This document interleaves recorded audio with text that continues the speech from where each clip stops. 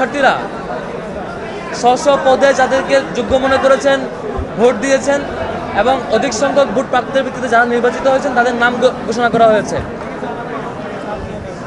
আমার দিক থেকে ব্যক্তিগত অবজারভেশন হচ্ছে জিএস হিসেবে বিজয়ী হওয়া, জিএস হিসেবে নির্বাচিত হওয়া এটা ব্যক্তি ফরহাদ কিংবা ছাত্র শিবিরের ঢাকা বিশ্ববিদ্যালয়ের সভাপতি ফরহাদের কোনো অর্জন না।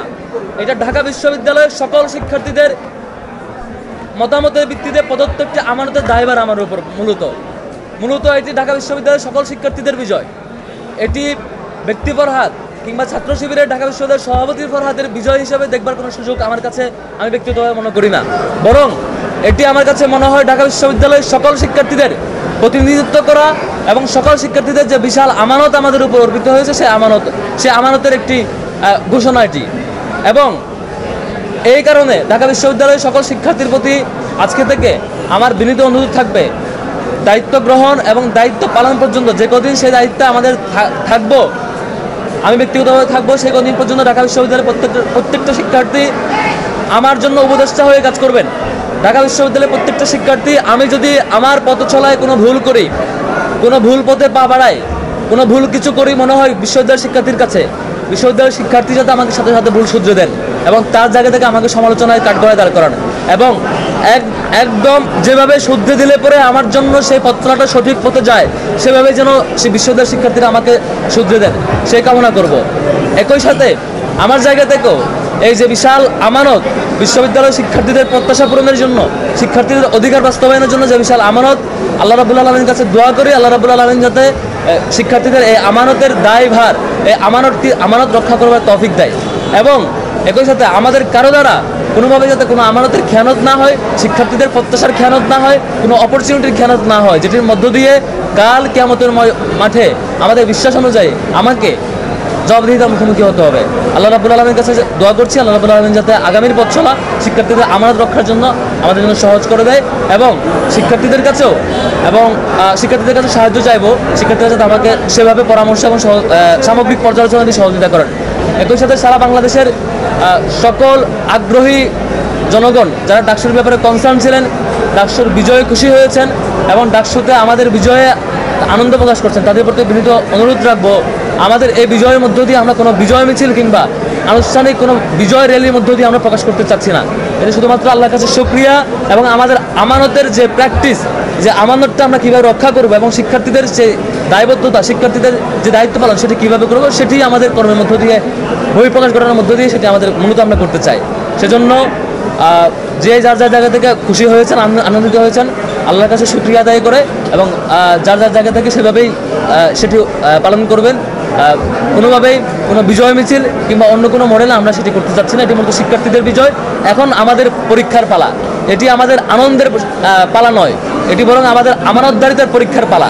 আমরা শিক্ষার্থীদের সে আমানত আদৌ রক্ষা করতে পারবো কিনা, সে আমানতের অনুভূতি আমাদের সবসময় থাকবে কিনা, সে পরীক্ষা। আমাদের প্যানেলে যারা বিজয়ী হয়েছেন, আমাদের যারা আছেন প্রত্যেকের জন্যই সেটি একটি বিশাল পরীক্ষা। শিক্ষার্থীদের এই প্রত্যাশা পূরণে, শিক্ষার্থীদের প্রতি আমাদের কমিটমেন্ট পূরণে আমাদের এই দায়বদ্ধতা, যে কদিন আমরা দায়িত্বে থাকবো সেটি আমাদের পালন করে যাবো ইনশাল্লাহ। আমি সংক্ষেপ করছি, আপনারা সবাই ক্লান্ত সাংবাদিক বন্ধুগণ, আমি সমাপনী কথা নিয়ে আসা আজকের এই বিজয় ডাকসুর নির্বাচন ফলাফল ঘোষণা পরবর্তী প্রেস কনফারেন্সে সমাপনী কথা নিয়ে আসার জন্য অনুরোধ করছি আমাদের বিপি পদপ্রার্থী যিনি ছিলেন এবং এই শিক্ষার্থীদের ম্যান্ডেটে বিপি পদে যিনি বিজয় লাভ করেছেন মোহাম্মদ আবু সাদিক কায়েম ভাইকে অনুরোধ করছি কথা নিয়ে আসার জন্য। আসসালামু আলাইকুম রহমতুল্লাহ। বিসমিল্লাহির রহমানির রহিম। সম্মানিত সাংবাদিকবৃন্দ, আপনাদের সবাইকে আন্তরিক মোবারকবাদ জ্ঞাপন করছি। ডাকসু নির্বাচনে জয় অথবা পরাজয়ের কিছু নেই। ডাকসু নির্বাচনের মাধ্যমে জুলাইয়ের প্রজন্ম বিজয়ী হয়েছে। ডাকসু নির্বাচনের মাধ্যমে ঢাকা বিশ্ববিদ্যালয়ের শিক্ষার্থীরা বিজয়ী হয়েছে এবং ডাকসু নির্বাচনের মাধ্যমে জুলাইয়ের আকাঙ্ক্ষা বিজয়ী হয়েছে, শহীদদের আকাঙ্ক্ষা বিজয়ী হয়েছে। সে কারণে আমরা শুরুতেই শ্রদ্ধার সাথে স্মরণ করছি জুলাই বিপ্লবের সকল শহীদদের, যাদের মাধ্যমে আজকে আমরা ফ্যাসিবাদ মুক্ত বাংলাদেশ পেয়েছি এবং আজকে আমরা প্রতিটি ক্যাম্পাসে ক্যাম্পাসে গণতান্ত্রিক পরিবেশ পেয়েছি। একই সাথে আমরা স্মরণ করছি বাংলাদেশের আজাদী আন্দোলনের সকল শহীদদের, বিশেষ করে মহান মুক্তিযুদ্ধের সকল শহীদদের, 90-এর স্বৈরাচার বিরোধী আন্দোলনের সকল শহীদদের, আধিপত্যবাদের বিরুদ্ধে, আগ্রাসনের বিরুদ্ধে লড়াই আমাদের অগ্রনেতা শহীদ আবরার ফাহাদ সহ ক্যাম্পাসের ছাত্রলীগের নির্যাতন নিষ্পেষণে যতজন শহীদ হয়েছে সকল শহীদদের আল্লাহ পাক সুবহানাহু ওয়া তাআলা সকল শহীদদের জান্নাতুল ফেরদৌসের মেহমান হিসেবে কবুল করুক, আল্লাহুম্মা আমিন। প্রিয় উপস্থিতি, ডাকসু নির্বাচনের মাধ্যমে ঢাকা বিশ্ববিদ্যালয়ের শিক্ষার্থীরা আমাদের উপর নেতৃত্বের আমানত রেখেছে। আমরা দৃঢ়কণ্ঠে বলতে চাই, ডাকসু নির্বাচনে ঢাকা বিশ্ববিদ্যালয়ের শিক্ষার্থীরা সাদিক কায়েম, এস এম ফরহাদ, মহিউদ্দিন খান সহ ঐক্যবদ্ধ শিক্ষার্থী জোটের আমাদের প্যানেলের উপর যে আমানত রেখেছে, আমরা সেই আমানতের যথাযথ হক আদায় করব ইনশাআল্লাহ। আমরা কথা দিচ্ছি, আমাদের শিক্ষার্থীদের যে স্বপ্নের ক্যাম্পাস, সেই স্বপ্নের ক্যাম্পাস বিনির্মাণ না হওয়ার আগ পর্যন্ত আমরা থামব না। আমরা আমাদের লড়াই চালিয়ে যাব ইনশাআল্লাহ। আমি ডাকসুর ভিপি হিসাবে আপনাদেরকে আমি পরিচয় দিতে চাই না। ঢাকা বিশ্ববিদ্যালয়ের শিক্ষার্থীদের কাছে আমি ডাকসুর ভিপি হিসাবে পরিচয় দিতে চাই না। আমি একজন, আমার বোনের একজন ভাই হিসাবে আমাকে পরিচয় দিতে চাই।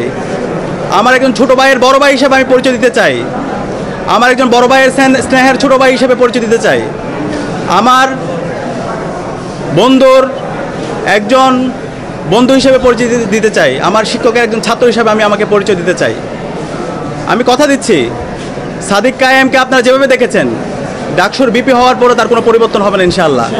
শিক্ষার্থীদের যে কোনো সমস্যা, ব্যক্তিগত সমস্যা, পারিবারিক সমস্যা, ক্যাম্পাসের বাইরে যে কোনো সমস্যায় তার পরিবার যেভাবে পাশে থাকে, আমরা ইনশাআল্লাহ কথা দিচ্ছি ঢাকা বিশ্ববিদ্যালয়ের প্রতি শিক্ষার্থীর পাশে আমরা আমাদের সবটুকু দিয়ে পাশে থাকবো ইনশাআল্লাহ।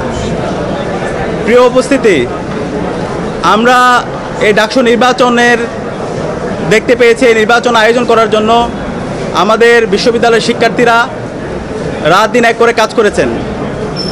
আমাদের শহীদদের আত্মত্যাগের মাধ্যমে আজকে এই ডাকসু নির্বাচন অনুষ্ঠিত হয়েছে এবং এই নির্বাচন সফল করার জন্য আমাদের নারী শিক্ষার্থী যারা আছে তাদের অগ্রণী ভূমিকা ছিল এবং জুলাই বিপ্লবে আমাদের বোনদের আমরা অগ্রণী ভূমিকা দেখতে পেয়েছি, তারা আমাদেরকে সাহস জুগিয়েছে। আমরা আমাদের এই ক্যাম্পাসকে সবার জন্য একটা নিরাপদ ক্যাম্পাস হিসাবে বিনির্মাণ করার আমরা প্রতিজ্ঞা করছি।